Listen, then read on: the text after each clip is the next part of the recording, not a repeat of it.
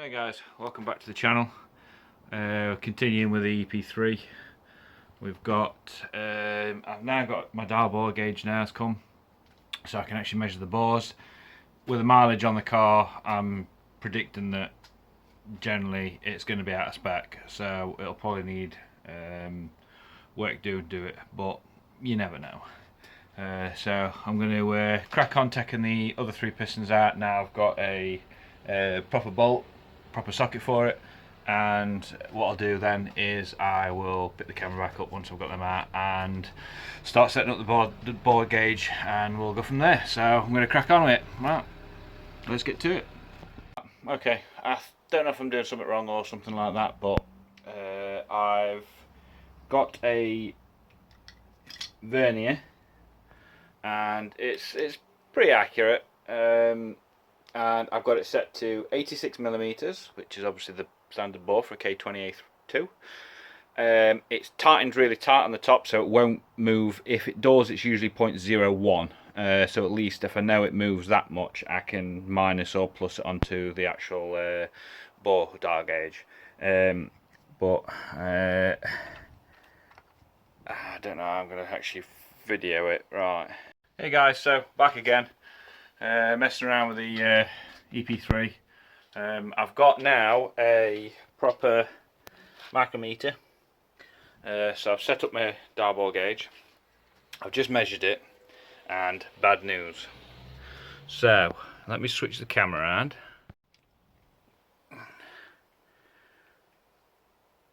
Oh, come on, focus.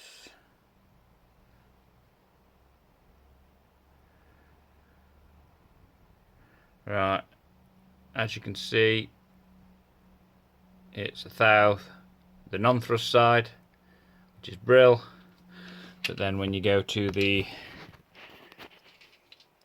thrust side, it's 4 thou. So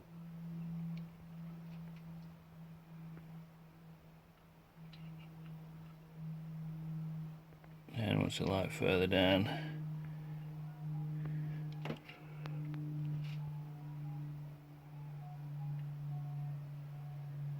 Yeah, it's not as bad further down, it's up top.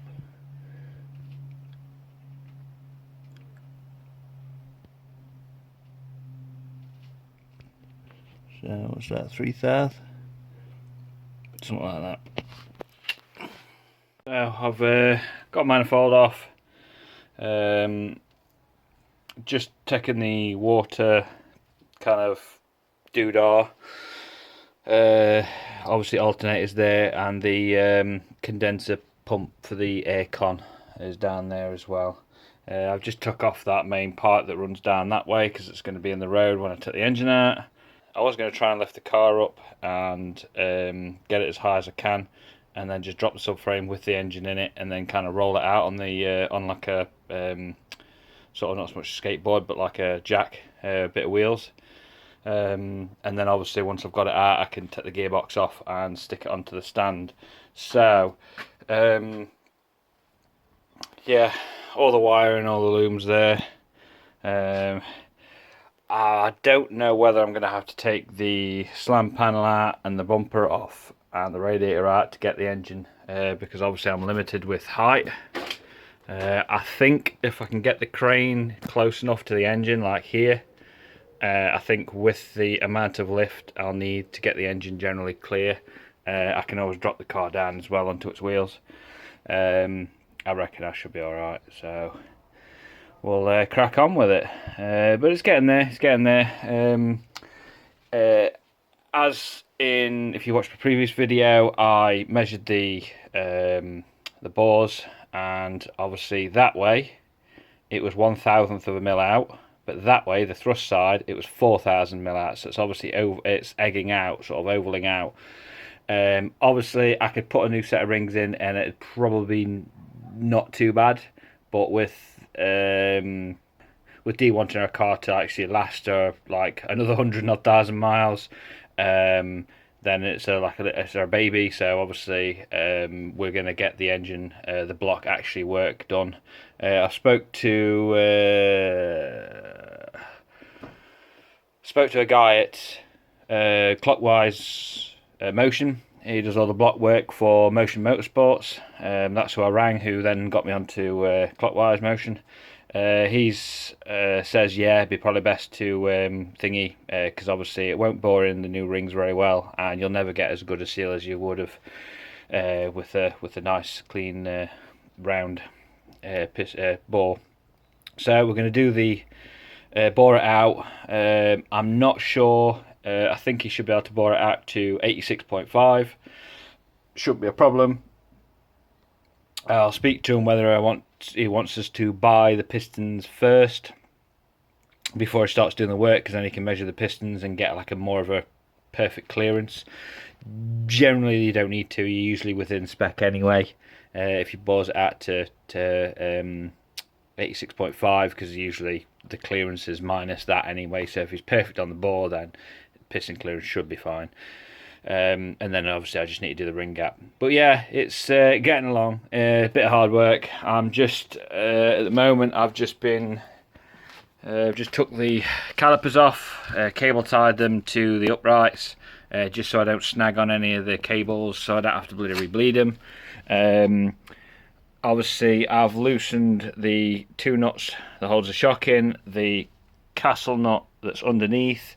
I did try and pry the lower control arm off the main hub. I couldn't quite do it, so I might have to buy one of them proper sort of fork tools that you get in and leverage it out, because what I might do, even if we don't drop the subframe out to get the engine out, once the engine is out, I might drop the frame anyway and get it all cleaned up nice and clean and everything. It is relatively good nick. It's for the miles the car's done, it's actually pretty decent. And obviously I've done the same, got everything loose, got everything ready, castle nuts off there. If anyone's wondering, it is a 36mm bolt to get the main castle nut off of the drive shaft. I thought it was a 34, and luckily I checked before I actually went and bought one, because I only had 32 in my kit. So, and now my friend's just come back out now. There you go, guys. Show the bit better footage of the piston 4. Yeah, it was definitely burning oil. A lot of carbon build up there. But generally, other than that, I think it's just wear and tear, and it's just gave up, and then obviously the heads just got worse and worse. So, but bearings look alright. The main side. Oh, come on, focus.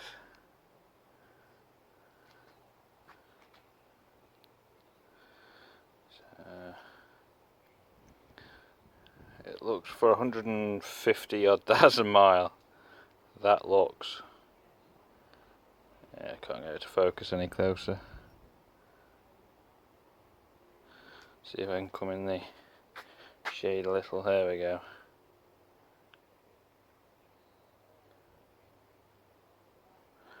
But yeah, so then guys, that's as far as I've got with EP3. I'll be taking the engine out probably next week, so if you want to stay tuned for that, make sure you subscribe and like the video as well, and that'll keep you updated for when I bring it out. So I am a little bit behind on videos, editing and stuff, work and stuff like that. So anyway, next week I'll have a crane, and hopefully I'll be doing that, and I've got a mate to help me hopefully, and then I'd say maybe a week after that I'll probably get around to doing the video and catching up with videos.